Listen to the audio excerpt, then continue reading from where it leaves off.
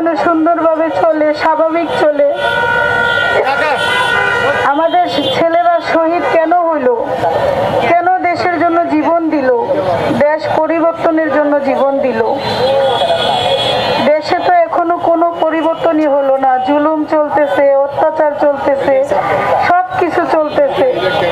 আমার খুব কষ্ট হচ্ছে বাচ্চাদের জন্য। বাচ্চারা কিভাবে পড়ে আছে, ওরাও তো কোনো না মায়ের সন্তান, ওরাও তো আমার সন্তান। আপনাদেরকে একটু মায়া হয় না? আপনারা দয়া করে আমাদের জুলাই সনদ বাস্তবায়ন করে দেন, এই বাচ্চাদেরকে আর কষ্ট